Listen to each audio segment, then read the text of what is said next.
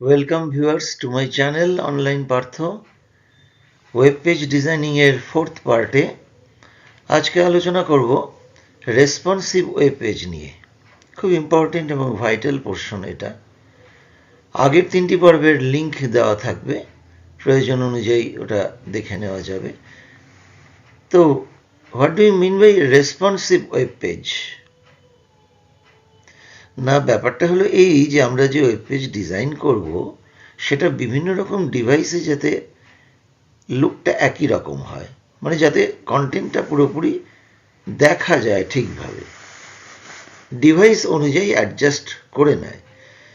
যখন আমরা ল্যাপটপে দেখব বা আমরা কোনো ডেস্কটপে দেখব আমাদের ওয়েব পেজ, তখনও যেভাবে দেখাবে সেটা যেমন যে কোনো মোবাইলের আমরা ডিভাইসে বা ট্যাবে দেখব, according to that particular device it should be adjusted like that.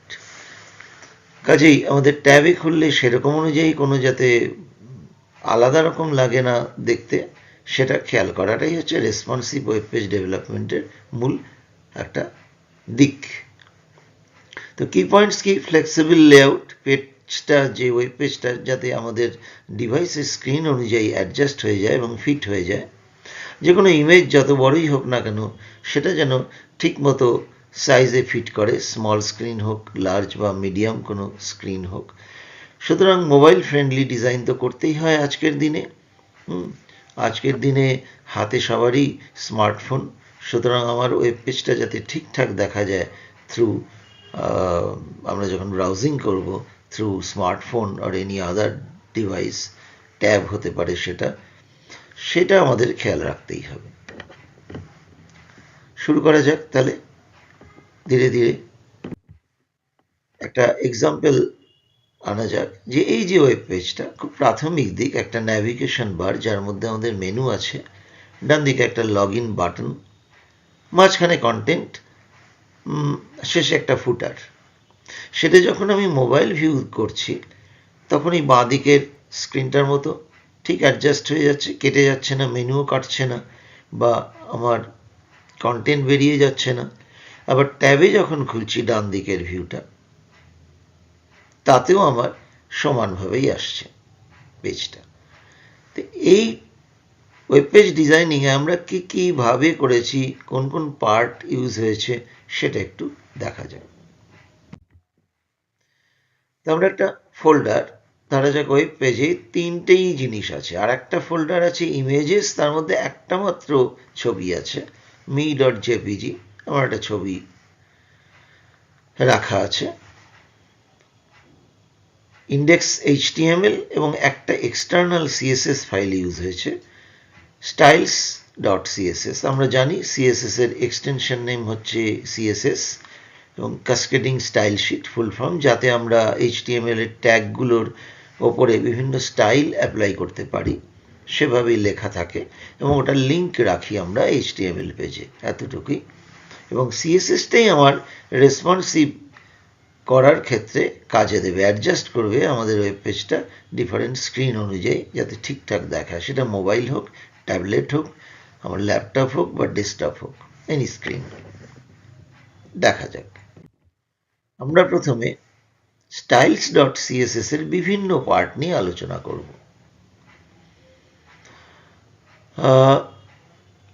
প্রথমে এই ট্যাগটায় যে এইচটিএমএল বডি কার্লি ব্র্যাকেটে উইথ 100%, মার্জিন 0, এটার মানে কি? এটার মানে ওয়েব পেজটা আমাদের ডিভাইসের স্ক্রিনটাকে ফুল উইথ ইউজ করব যাতে কন্টেন্টটা পুরোপুরি ধরে, সেই জন্য ফুল উইথটাকে আমরা ইউজ করব। মার্জিন 0 মানে আমার কোনো extra space around the page থাকবে না, একদম এজ টু এজ আমার কন্টেন্ট দেখাবে। আচ্ছা, রুট মার্জিন 0 অটো মানে কি? কন্টেন্টটা সেন্টার্ড থাকবে পেজে এবং যাতে ব্যালেন্স হয় প্রত্যেকটা স্ক্রিনে সাইজ অনুযায়ী। তো সেন্টারে নিলে রিমেইনিং যে স্পেসটা লেফট রাইটে সমানভাবে যাতে স্পেসটা ছেড়ে সেন্টারে নিয়ে আসতে কন্টেন্টটাকে হেল্প করে।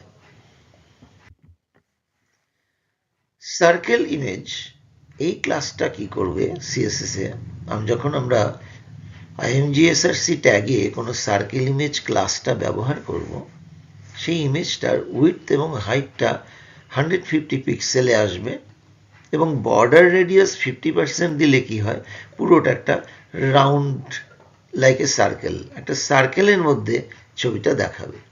অবজেক্ট ফিট কভার মানে ওই যে এরিয়াটা তার বাইরে যাতে ছবিটা না বেরিয়ে যায় সেদিকে খেয়াল রাখতে হবে। এই গেল সার্কেল ইমেজ ক্লাসের ব্যবহারটা। এবার আসি ন্যাভ বার বা ন্যাভিগেশন বার, যার মধ্যে আমরা মূল মেনুটা ডিসপ্লে করাবো। তো ন্যাভ বার ক্লাস, তার মধ্যে ডিসপ্লে ফ্লেক্স, সেই এলিমেন্টগুলো অ্যারেঞ্জ করবে rho wise or column wise. সেই জন্য পরবর্তীতে ডিসপ্লে ফ্লেক্স করার পরেই ফ্লেক্সের ডাইরেকশনটা কি বলা আছে, রো, তার মানে আমার হরাইজন্টালি মেনুগুলো আসবে, ডিসপ্লে করবে ওখানে। উইথ 100%, ন্যাভবার স্ট্রেচ করবে একদম স্ক্রিন উইথ বরাবর।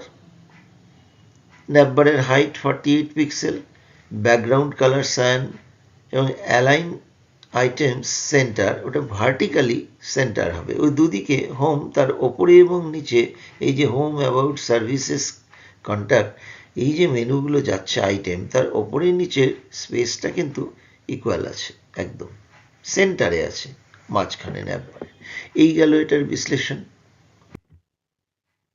নেক্সট, ন্যাভবার ক্লাসে আমরা একটা ইউজ করছি হাইপার লিঙ্কের জন্য।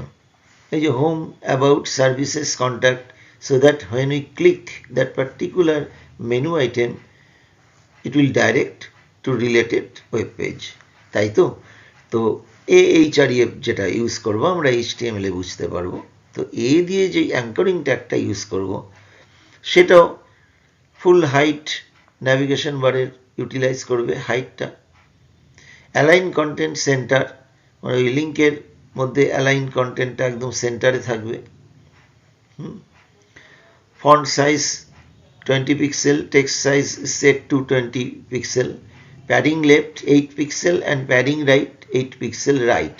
ওই যে প্রত্যেকটা মেনু আইটেমের বাঁ দিক এবং ডান দিকের স্পেসটা 8 পিক্সেল করে ছাড়া আছে, নাহলে তো গায়ে গায়ে লেগে যাবে না প্রত্যেকটা মেনু আইটেম। সেই জন্যই স্পেস। আবার বলি, প্যাডিং কি করে, ওই যে ন্যাভিগেশন বারের ভেতরের স্পেস, আর মার্জিন কি করে তার বাইরের। মার্জিন তো 0 রেখেছি আমরা। ন্যাভিগেশন বারের যে ভেতরে ন্যাভ বারটার 8 পিক্সেল গ্যাপ আছে রাইট লেফটে, স্পেস লিঙ্কগুলোর মাঝখানে। টেক্সট ডেকোরেশন নান করে দেওয়ার ফলে AHREF ট্যাগ দিলে কি হয়, অটোমেটিক্যালি একটা আন্ডারলাইন পড়ে, সেই আন্ডারলাইনটা আমরা রিমুভ করে দিলাম লিঙ্ক থেকে। ফন্ট ওয়েট বোল্ড, টেক্সটটা বোল্ড দেখাবে। আচ্ছা, এবার আমরা একটা বাটন নিয়েছি, সেটা একদম লগ ইন বাটনটা দেখাচ্ছে ন্যাভিগেশন বারের রাইট সাইডে। ওটা কি লেখা আছে, মার্জিন লেফট অটো, মানে ওটা কিন্তু অটোমেটিক্যালি, যেহেতু লেফটে আমার আইটেমগুলো আছে, ওটাকে ইন্ট্যাক্ট রেখে যতটা দূরে সম্ভব রাইটে সরে যাবে, একদম রাইট মোস্ট জায়গায়, কিন্তু তারপরেও রাইট থেকে আমার 8 পিক্সেল মার্জিন ছেড়ে দেবে, যার একদম রাইটে সরিয়ে নিয়েও ডান দিক থেকে 8 পিক্সেল গ্যাপ রেখে দেওয়া হলো দেখতে ভালো লাগার জন্য। এবার আমরা যখন ওই মেনু আইটেমে মাউস রাখবো হোভার, তখন কি হবে, ওটা যে হাইলাইটেড হবে, ওই মেনুটা আমি সিলেক্ট করছি বোঝাতে, সঙ্গে সঙ্গে ওই লিঙ্কের ব্যাকগ্রাউন্ড কালারটা নেভি ব্লু হবে এবং কালারটা হোয়াইট হবে। বুঝতে পারছি যে কন্ট্যাক্ট, যেই আমি মাউসটা কন্ট্যাক্টে রেখেছি তখন তার ব্যাকগ্রাউন্ড কালারটা বদলে যাবে। মাউস ওভার রাখছি যেই, তখনই ওর ব্যাকগ্রাউন্ড কালারটা নেভি ব্লু বদলে যাচ্ছে এবং কন্টেন্টটা, এই কন্ট্যাক্ট লেখাটা হোয়াইট কালারে আসছে। বোঝা গেল প্রত্যেকটা স্টাইল কিভাবে কাজ করছে। আসি ফুটার পোর্শনে। কপিরাইট @পার্থ সেনগুপ্তর লেখাটা ওই পুরো stretch across the enter width of the page, height ওই বারটারও ঠিক ন্যাভিগেশন বারের মতো 48 পিক্সেল, ব্যাকগ্রাউন্ড কালার সায়ান, বোঝাই যাচ্ছে। অ্যালাইন আইটেম সেন্টার, ভার্টিক্যালি ওই ফুটারটার ওপরে নিচে স্পেসটা কিন্তু সমান থাকবে। আচ্ছা, টেবিল একটা টিডি ট্যাগে আমরা টেবিল সেল যে টিডি টেবিল ডেটা, সেটার ক্ষেত্রে আমরা টেক্সট অ্যালাইনটা জাস্টিফাই করা আছে, মানে বাঁদিক কিছু লিখলে টেবিল টিডি ট্যাগে দুধার সমানভাবে আসবে। তার একটা বর্ডার দেওয়া আছে 1 পিক্সেল সলিড, একটা কালার দেওয়া আছে, কালার কোড ইউজ হয়েছে এখানে। আমরা ডাইরেক্ট কালারের নামও লিখতে পারি। প্যাডিং 8 পিক্সেল ভেতরে টেবিলের, ফন্ট ওয়েট বোল্ড এবং ফন্ট সাইজ 18 পিক্সেল করা আছে। আর কন্টেন্ট ক্লাসে উইথ 100%, ডিসপ্লে ফ্লেক্স, আর ডাইরেকশনটা কলাম ওয়াইজ, রো ওয়াইজ না, অ্যালাইন আইটেম সেন্টার। লেখাটা পড়ে নিলেই বোঝা যাবে কি বোঝাতে যাচ্ছি, কারণ আমি আগে অ্যালাইন আইটেম সেন্টার মানে বলেছি, ডাইরেকশনটাও বলেছি, রো ওয়াইজ করলে কি হয়, কলাম ওয়াইজ করলে কি হয়।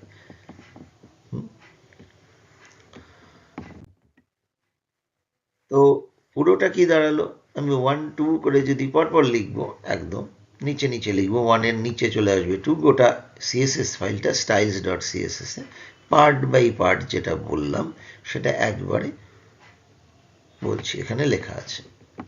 মূল সিএসএস ফাইলটা এগুলো পরপর লেখা আছে, যেগুলো আমরা আলোচনা করলাম এতক্ষণ। এই 4টে পার্টে সিএসএসটাকে ভাগ করে দিয়েছি।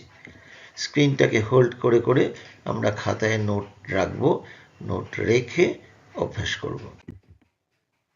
আসি এইচটিএমএল পার্টটা। এইখানে একটা মূল ইম্পর্টেন্ট বিষয় হচ্ছে যে হেড পার্টে meta name equal to viewport, content width equal to device width, initial scale 1.0। এটা ওয়েব পেজটাকে রেসপন্সিভ বানাতে সাহায্য করছে। প্রত্যেকটা ডিভাইসের যা উইথ, সেই উইথ অনুযায়ী আমার স্ক্রিনটাকে অ্যাডজাস্ট করে নেবে। এবং ইনিশিয়াল স্কেল 1 মানে ওটা জুমিং, আমি আসছি পরে। নেক্সট আমরা লিঙ্ক রিলেশন স্টাইল শিট, রেফারেন্সটা স্টাইল সিএসএস, এক্সটার্নাল সিএসএসটাকে লিঙ্ক করলাম। এবং ডিভিশন, একটা ডিভিশন যেটা ন্যাব বার ক্লাসটাকে ইউজ করলাম, এবং তার ভেতরে AHREF কোনো লিঙ্ক এখানে দেওয়া নেই আপাতত। হোম, অ্যাবাউট, সার্ভিসেস, কন্ট্যাক্ট, এভাবে কন্টেন্টটা লেখাগুলো এ ট্যাগের মধ্যে আছে, অ্যাঙ্করিং ট্যাগের। আর প্রত্যেকটা স্টাইল শিটে বর্ণনা করা আছে ন্যাববার ক্লাসের কি বৈশিষ্ট্য, তার মধ্যে এ দিয়ে লিখলে কি আসবে, লিঙ্কগুলো কিভাবে হবে, তারপরে হোভারে কি এফেক্ট হবে, সেটা পরপর দেখছি। ডিভিশন ক্লাস ন্যাববার, তার মধ্যে এটা ফেলা আছে। তাহলে meta name viewport, content width equal to device width, initial scale 1.0, মানেটা আরেকবার এক্সপ্লেনেশন দেখে নেওয়া যাক। স্পেসিফাই করে যে মেটা ট্যাগটা যে কনফিগার করবে ডিভাইসের উইথ অনুযায়ী আমার কন্টেন্টটা, উইথ সেট করবে ভিউ পোর্টের উইথটা ম্যাচ করবে ডিভাইসের স্ক্রিন উইথের পিক্সেলের সঙ্গে সামঞ্জস্য রেখে। আর ইনিশিয়াল স্কেল সেট করবে ইনিশিয়াল জুম লেভেলটাকে 100% করার জন্য, এনশিওর করার জন্য যে পেজ আমাদের যে পেজ, যে সেই পেজটা জুম ইন বা জুম আউট যাতে লোডিংয়ের সময় কিছু করা না থাকে, ডিফল্ট যেটা থাকে 100% সেভাবেই দেখায়। তো দেন কন্টেন্ট ডিভিশন আসলো নর্মাল। ওই যে আইএমজি ক্লাস সার্কেল ইমেজ, তার ফলে কি হচ্ছে, ইমেজেস ফোল্ডার থেকে আমরা মিড জেপিজিটা যখন নিচ্ছি তখন ওটা অটোমেটিক্যালি ওই সার্কেল, একটা সার্কুলার শেপ নেবে according to the styles declared in styles CSS for circle image class. Font colour normal, সেটা একটা ফন্ট ইউজ করে H2-তে দেওয়া আছে নাম, অ্যাবাউট রেসপন্সিভ পেজ। এবং ওই যে টেবিল বর্ডার দিয়ে TRTD-র মধ্যে লেখা হলো ডেসক্রিপশনটা, তাহলে টিডির যে বৈশিষ্ট্য, ফ্রেম দিয়ে প্যাডিং বজায় রেখে সেই বৈশিষ্ট্যটা আসবে। দেন ডিভিশন ক্লাস ফুটারে নর্মাল একটা মেসেজ দেওয়া আছে, সেটা ক্লাস ফুটারের স্টাইল অনুযায়ী দেখাবে। আলটিমেট পেজটা যার ফলে রেসপন্সিভে দাঁড়াবে। আমি ল্যাপটপেই দেখি, ডেস্কটপেই দেখি, স্মার্টফোনেই দেখি বা ট্যাবেই দেখি। এই হলো প্রথম পার্ট, রেসপন্সিভ ওয়েব পেজের কনসেপ্ট, ধারণা। আবার বলছি, অভ্যাস করতে হবে কিন্তু, আদারওয়াইজ নো ওয়ে।